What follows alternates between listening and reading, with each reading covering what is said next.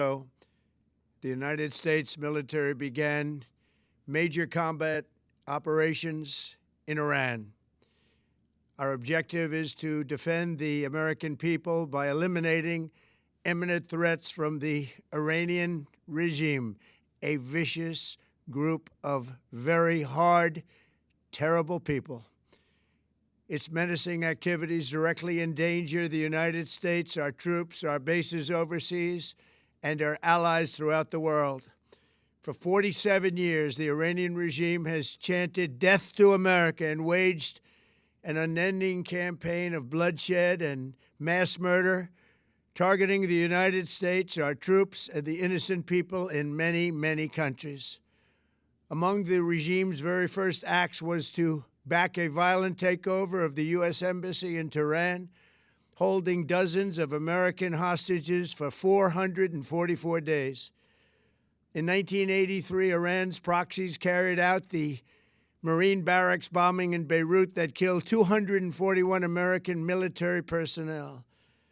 In 2000, they knew and were probably involved with the attack on the USS Cole. Many died. Iranian forces killed and maimed hundreds of American service members in Iraq. The regime's proxies have continued to launch countless attacks against American forces stationed in the Middle East in recent years, as well as U.S. naval and commercial vessels in international shipping lanes. It's been mass terror, and we're not going to put up with it any longer. From Lebanon to Yemen and Syria to Iraq, the regime has armed, trained, and funded terrorist militias that have soaked the earth with blood and guts. And it was Iran's proxy, Hamas, that launched the monstrous October 7th attacks on Israel, slaughtering more than 1,000 innocent people, including 46 Americans, while taking 12 of our citizens hostage. It was brutal, something like the world has never seen before. Iran is the world's #1 state sponsor of terror and just recently killed tens of thousands of its own citizens on the street as they protested. It has always been the policy of the United States, in particular, my administration, that this terrorist regime can never have a nuclear weapon. I'll say it again, they can never have a nuclear weapon. That is why in Operation Midnight Hammer last June, we obliterated the regime's nuclear program at Fordow, Natanz, and Isfahan. After that attack, we warned them never to resume their malicious pursuit of nuclear weapons, and we sought repeatedly to make a deal. We tried. They wanted to do it. They didn't want to do it. Again, they wanted to do it. They didn't want to do it. They didn't know what was happening. They just wanted to practice evil. But Iran refused, just as it has for decades and decades. They've rejected every opportunity to renounce their nuclear ambitions, and we can't take it anymore.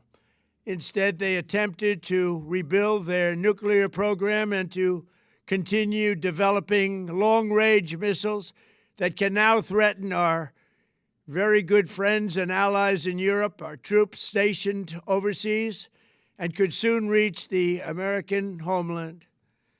Just imagine how emboldened this regime would be if they ever had and actually were armed with nuclear weapons as a means to deliver their message. For these reasons, the United States military is undertaking a massive and ongoing operation to prevent this very wicked, radical dictatorship from threatening America and our core national security interests.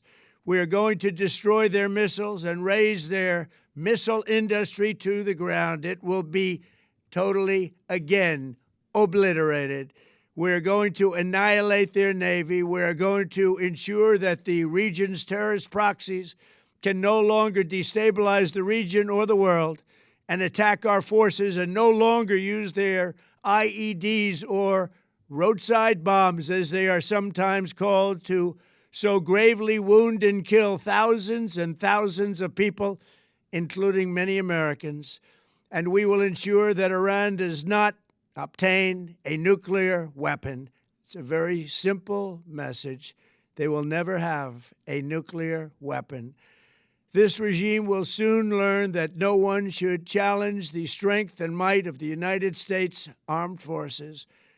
I built and rebuilt our military in my first administration, and there is no military on earth even close to its power, strength, or sophistication. My administration has taken every possible step to minimize the risk to U.S. personnel in the region. Even so, and I do not make this statement lightly, the Iranian regime seeks to kill. The lives of courageous American heroes may be lost, and we may have casualties. That often happens in war. But we're doing this not for now. We're doing this for the future, and it is a noble mission. We pray for every service member as they selflessly risk their lives to ensure that Americans and our children will never be threatened by a nuclear-armed Iran. We ask God to protect all of our heroes in harm's way, and we trust that, with His help, the men and women of the armed forces will prevail. We have the greatest in the world, and they will prevail. To the members of the Islamic Revolutionary Guard, the armed forces, and all of the police, I say tonight that you must lay down your weapons and have complete immunity, or, in the alternative, face certain death. So, lay down your arms. You will be treated fairly with total immunity, or you will face certain death. Finally, to the great, proud people of Iran, I say tonight that the hour of your freedom is at hand. Stay sheltered. Don't leave your home. It's very dangerous outside. Bombs will be dropping everywhere. When we are finished, take over your government. It will be yours to take. This will be probably your only chance for generations. For many years, you have asked for America's help, but you never got it. No president was willing to do what I am willing to do tonight. Now you have a president who is giving you what you want. So let's see how you respond. America is backing you with overwhelming strength and devastating force. Now is the time to seize control of your destiny and to unleash the prosperous and glorious future that is close within your reach. This is the moment for action. Do not let it pass. May God bless the brave men and women of America's armed forces. May God bless the United States of America. May God bless you all. Thank you.